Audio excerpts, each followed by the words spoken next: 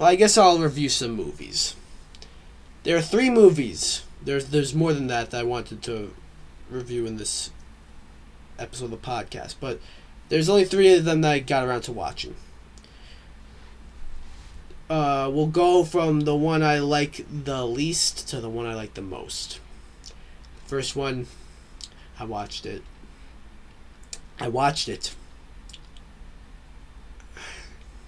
What's wrong with me? I watched Thunder Force. Why did I watch Thunder Force? I heard it was god awful. God awful. And I had to watch it. If I want to do like an end of year movie ranking, I need like a bottom stinker. And if that's going to be Thunder Force, it's going to be Thunder Force. It's going to be Thunder Force. It is. Thunder Force was terrible.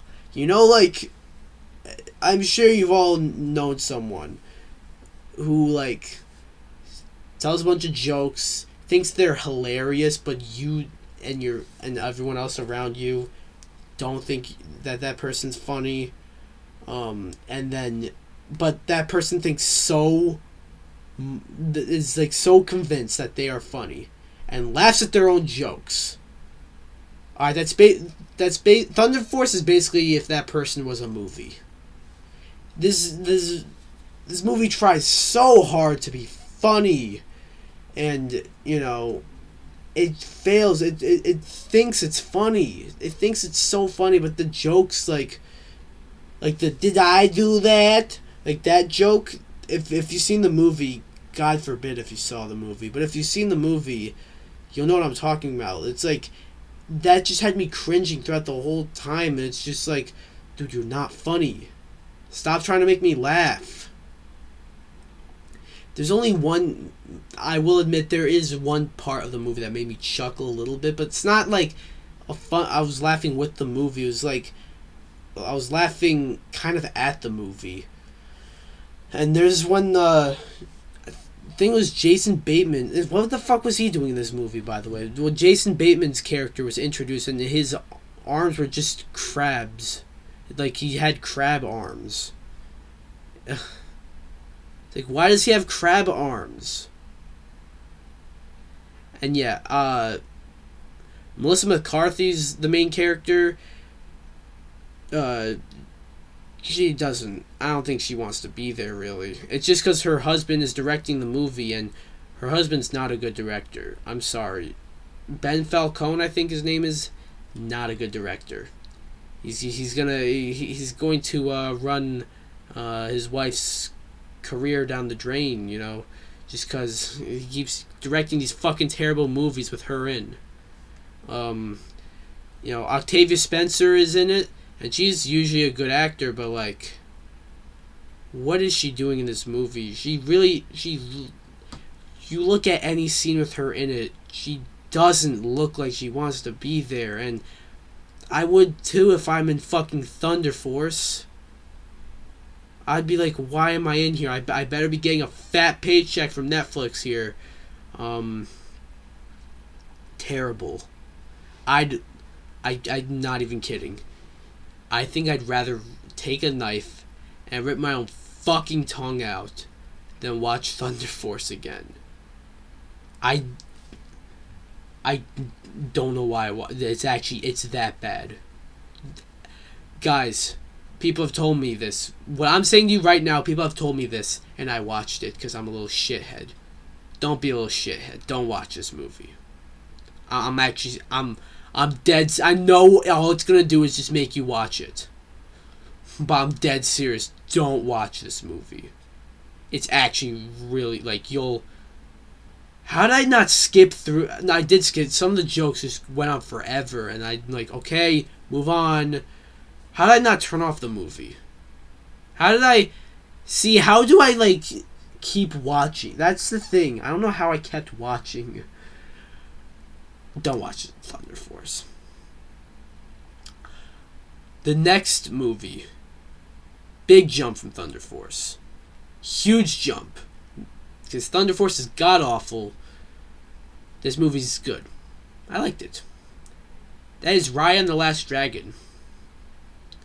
It came out like a few months ago on Disney Plus for $30. I had to sneeze, that's why there's a little pause. No, so it was on Disney Plus for $30. Didn't really want to spend that much money, and I also wasn't. I didn't think. I'm not sure if any of my local movie theaters were open at that time, so I couldn't watch it. But it came out on Disney Plus a few like about a week ago, I think. So I watched it. It's actually pretty good. I don't really like the fight scenes in that are actually really cool. You know, these Disney animation stuff. Excuse me, sorry. But these Disney animation stuff, they don't have, you know, it's not usually like the fight scenes are really cool. You know, it's not. They don't usually have much of that, really. But I liked the fight scenes in this one. I thought they were cool.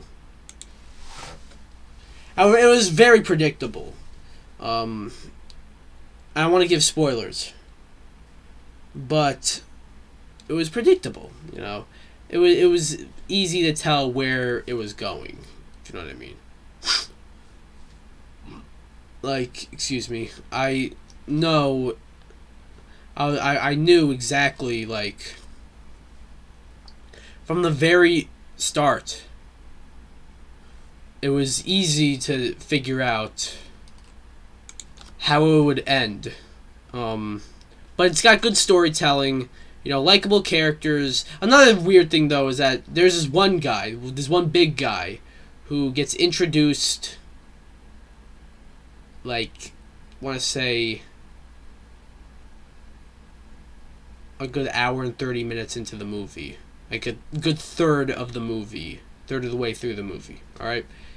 And it's almost like he's given a bit of an arc by the end. It's like, dude, like, bro, who are you again? So, but I thought it was a nice little movie. It was a charming movie. Raya and the Last Dragon was a good movie.